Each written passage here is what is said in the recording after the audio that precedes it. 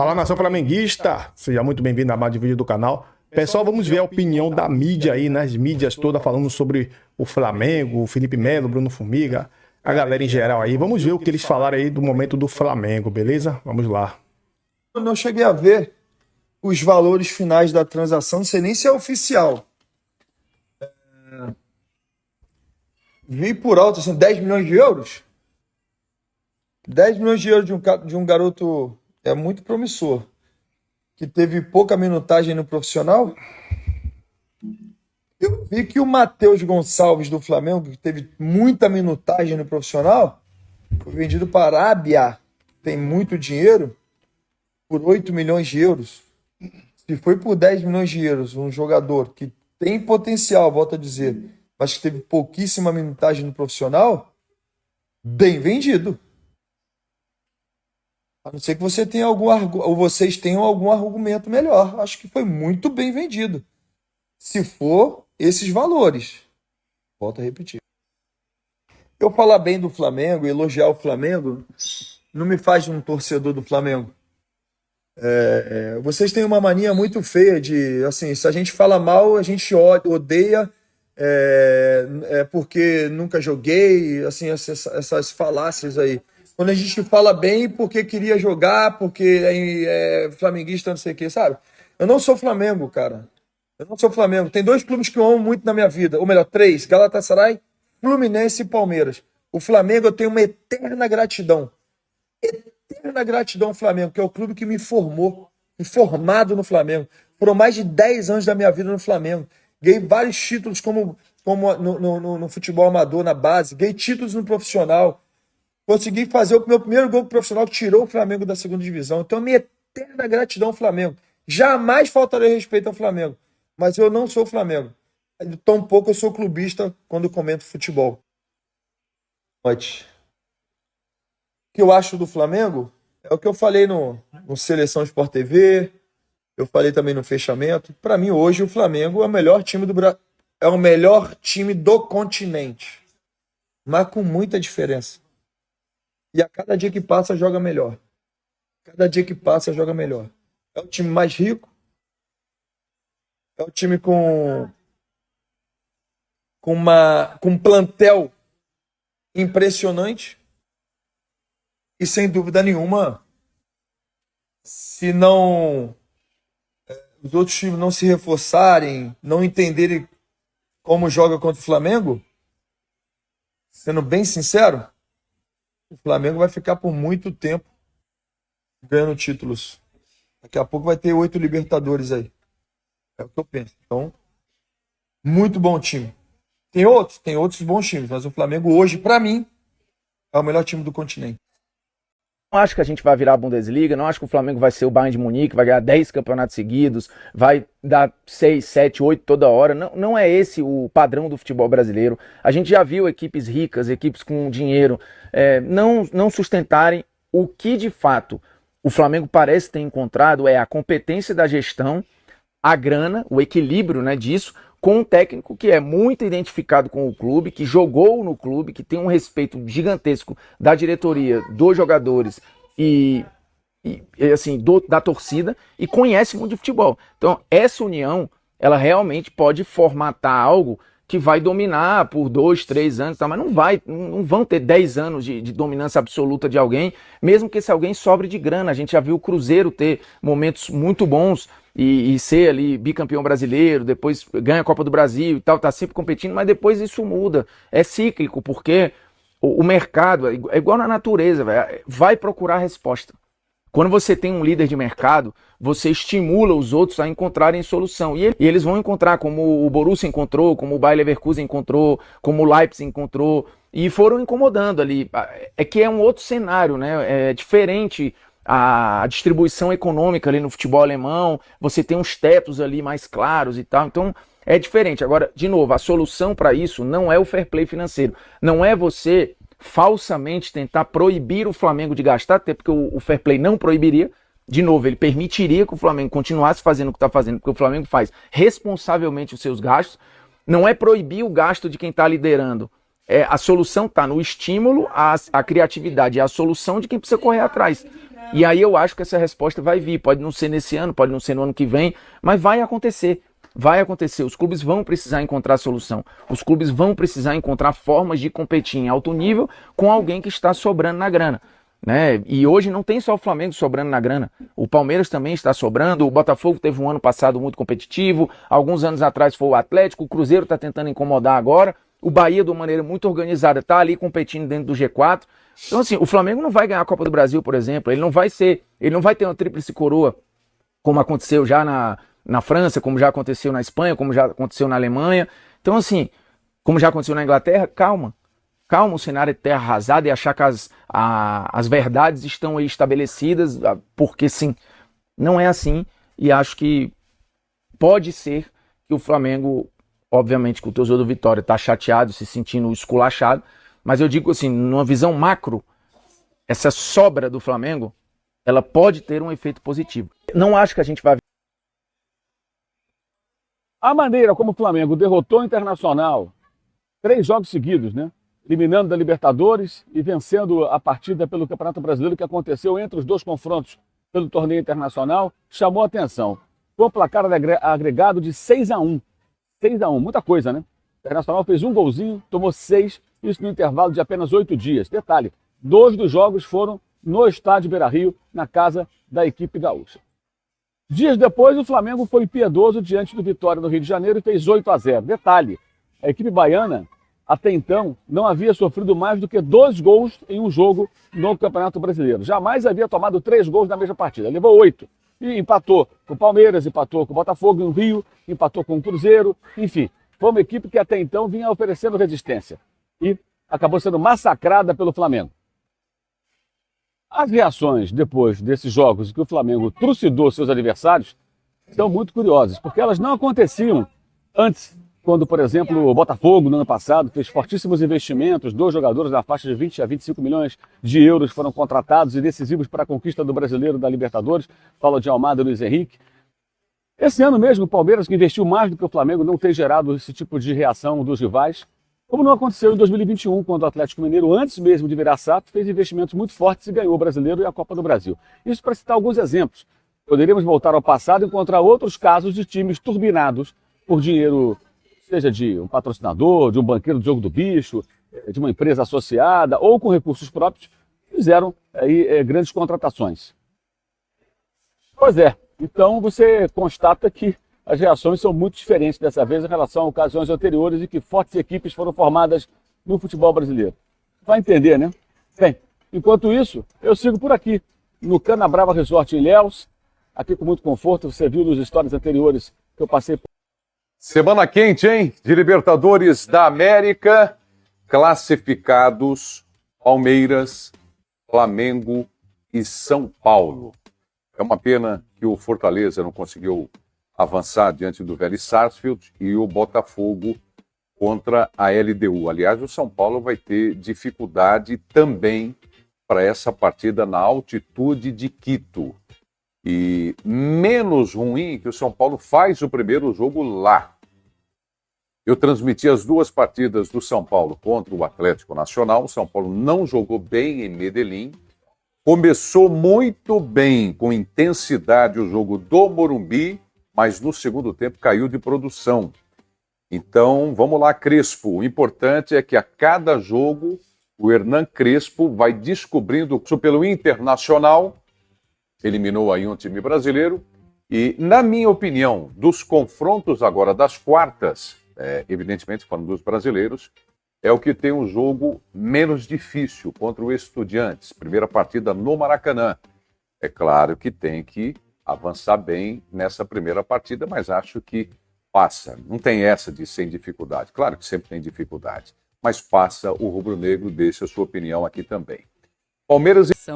do Palmeiras. Vamos falar do Flamengo? Vamos trazer o Ricardo Lai, que está lá no Ninho do Urubu, para trazer as informações de como o time do Felipe Luiz está se preparando para enfrentar o Grêmio no Maracanã, com problemas, mas ainda no clima do 8-0 do último final de semana, amigo.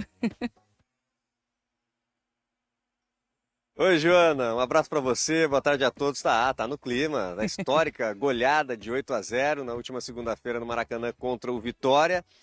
Como você falou, tem um desfalque, né? Porque no primeiro tempo dessa partida. O Alexandro saiu, né, sentiu dores musculares, aí fez exame ontem e foi diagnosticada uma lesão na panturrilha esquerda. Então o Alexandro é desfalque certo para o jogo de domingo contra o Grêmio, 4 horas da tarde no Maracanã.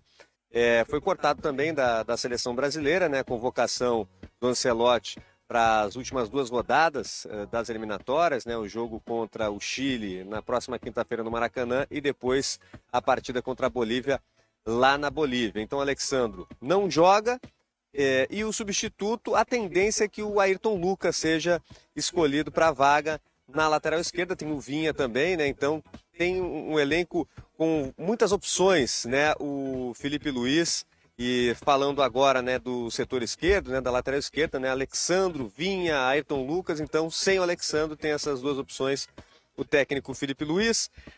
O Pedro, em grande fase, né, deve continuar como titular da equipe do Flamengo, ele que voltou muito bem naqueles jogos contra o Internacional, já havia voltado depois daquela polêmica com o Felipe Luiz, decidiu o Clássico Fla-Flu, mas na última segunda-feira foi um recital do Flamengo e também de grande atuação aí do Pedro. E o Bruno Henrique, né, perdeu a titularidade, né, com a entrada do Pedro. O Bruno Henrique segue disponível, e enquanto os advogados preparam a defesa dele para o julgamento da próxima quinta-feira no Superior Tribunal de Justiça Desportiva. Lembrando que ele foi denunciado pela Procuradoria do Tribunal por supostamente forçar o cartão amarelo naquela partida de 2023, Brasileirão contra o Santos no Mané Garrincha, para beneficiar apostadores. Então o Bruno Henrique terá esse julgamento na próxima quinta-feira, mas segue disponível para atuar.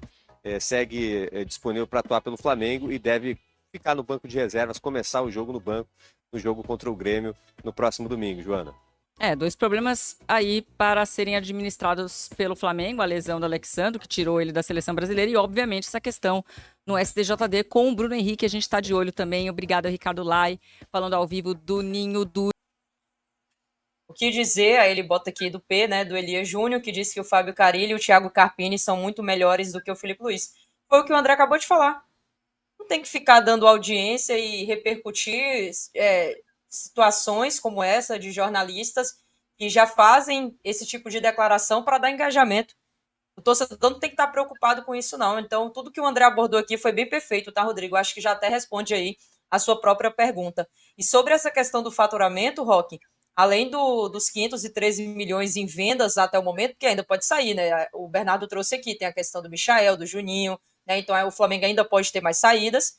E aí, além desse tópico, o Flamengo tem 440 milhões em patrocínio na camisa, recebe quase 300 milhões em cotas de GTV, fora as premiações que recebeu na Copa do Mundo de Clubes, fora as passagens de fase, se tiver na Libertadores, fora a posição ou o título do Campeonato Brasileiro, isso não contando com bilheteria, vendas e produtos, né, da marca Instituição Flamengo, audiência e retorno na Flá TV. É muito ponto que o Flamengo tem tido retorno financeiramente, né? E isso precisa ser ressaltado para o torcedor, para que não caia naquele discurso de tem que ter fair play financeiro, da espanholização, como o André falou, mas não, de um Flamengo hoje que está organizado, que paga as suas contas e que chega a esse faturamento, podendo chegar até 2 bi, né, que é uma das metas dessa diretoria, 2 bilhões, 2 bilhões e meio, se mantiver essa organização financeira de outro patamar.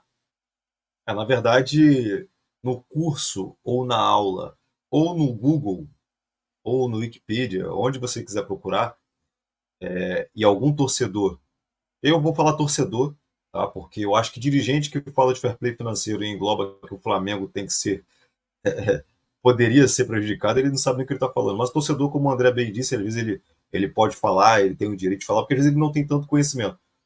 Mas quem quiser entender sobre o que seria o fair play financeiro e como, se algum clube se enquadraria, é só ele olhar para o Flamengo. Só o balanço das vendas e dos gastos com compra de jogadores de direito federativos já mostra que o Flamengo não sofreria nada, pelo contrário. Quem acha que o fair play financeiro iria fazer o Flamengo parar, não sabe o que está falando.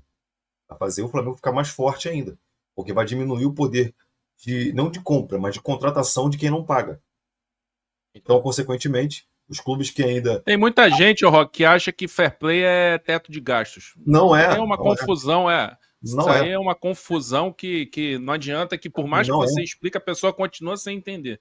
Exatamente. Mas aí eu já acho que às vezes quem não quer entender já é porque, de fato, coloca aqui aquela capa do clubismo total e dane-se o futebol. Não é assim. Eu acho que é o seguinte, eu já venho falando disso há um tempo, sobre essa questão de o Flamengo é beneficiado pela CBF. O Flamengo é um time que hoje, Atenção!